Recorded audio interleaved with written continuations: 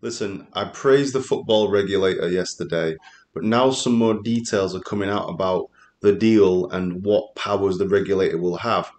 I'm beginning to think that it's doesn't go far enough. One of the things that's come out is that the government does not think that the regulator should consider geopolitical issues, and this is the issue. This is the major issue. Because if you're not going to consider geopolitical issues, then give Abramovich Chelsea back.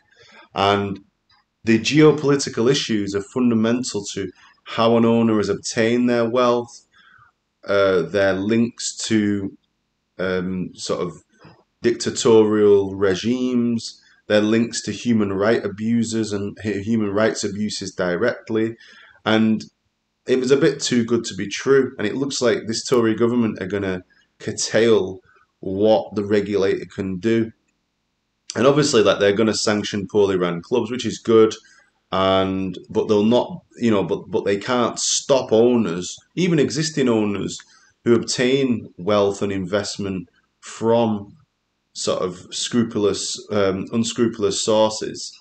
You know, so yeah, I think that the Conservative Party have tried to, due to the unpopularity of Boris Johnson, Doris has tried to like score a victory here, a PR victory. But in actual fact, we need stronger regulation, we need reform, but you have to be able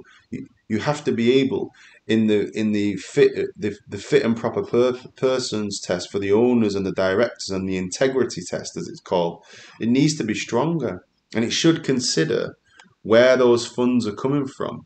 And I would have blocked the Newcastle takeover, and this is a takeover by the Saudi state. These are not just rich individuals from Saudi Arabia. This is the Saudi state buying an asset, and basically very soon after the execution of Jamal Khashoggi, they're buying an asset and they're projecting on the world this image of Saudi Arabia. And obviously, it's fronted by Amanda Staveley and her husband, but like 90% of the funds are coming from Saudi Arabia. And essentially, they'll bankroll all this stuff. So for Newcastle fans, great, yada yada. They're going to be probably in 3 years in the Champions League. Good for them. But if you want a regulator to stop sports washing and to stop the influx of dirty money, because you think it's just Russia, do you think the Russians are worse than the Saudis? If you think that, you're uneducated. You need to educate yourself very quickly about Saudi Arabia and about members of the Gulf Cooperation Council and about how wealth is obtained. So again, this doesn't go far enough. It really doesn't go far enough, and it's a bit of lip service.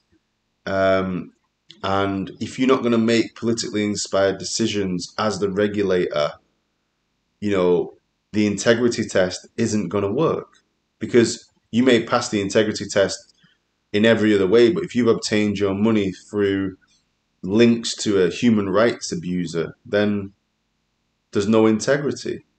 Thaksin Shinawatra bought Man City, and he basically was done for corruption. That's why he sold it to the Emiratis, to Sheikh Mansour, who's from Abu Dhabi. So,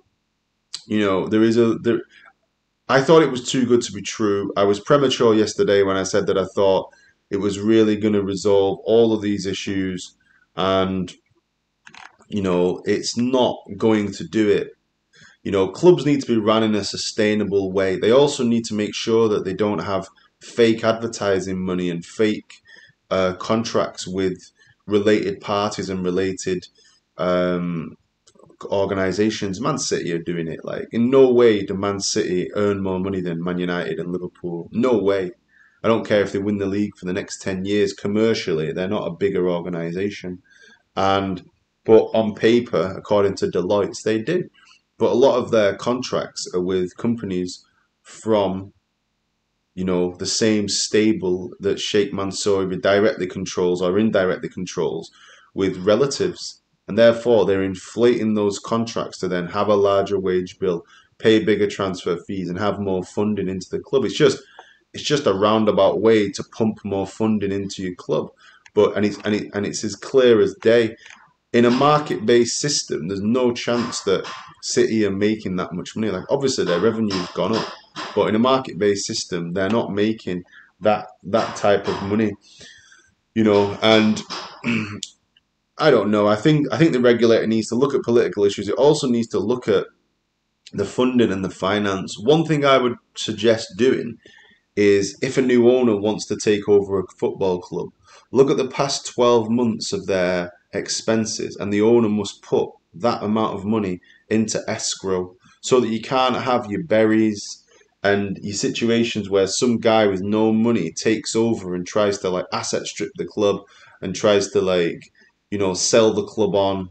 And if it doesn't happen, the club goes bankrupt. So you need to take over a club and put in escrow or with the regulator or with the government, same as how tenants deposits work. A tenant will rent a residential property and their deposit is placed into a deposit protection scheme. I don't know what the specific wording is for it, but like a deposit protection scheme. And if you want to buy a football club and the expenses are 100 million, you need to buy the club and you need to put 100 million with the government so that money's ring fenced, so that at least for the next year the club can run. And if that was the case, the takeover of Manchester United and Burnley wouldn't happen. The takeover of Bury by Stuart Dale wouldn't have happened. Probably the takeover of Oldham Athletic, who've now just been relegated, probably wouldn't happen because a lot of these people, they don't have any money. So they take over the club, they take over the debts, and then they run it into the ground. They try to like get lucky, and you need to have investment into a football club. So I hope the regulator looks at these type of things, and I think also they may look at the wage to revenue ratio. You know, maybe it shouldn't be exceeding 80%, 50%, 70%. Some wage bills in the championship I know are like exceed 150% of the revenue, and that's just madness. And I think Derby County are probably one of them. And that's just unsustainable. You can't have wages 150% of the revenue, not the profit, the revenue. It's a crazy, crazy situation. And so let's see what happens. I'm keeping an open mind about the regulator. And maybe I was premature yesterday saying that it was a really good thing, but I think that we need to have better governance. Like football clubs need to exist. They can't go out of business like what happened to Bury, other clubs. I think, Macclesfield Town had an issue. Derby, Oldham, Coventry, all like Bolton have been in administration. A lot of Northwest clubs actually. So let's see what happens.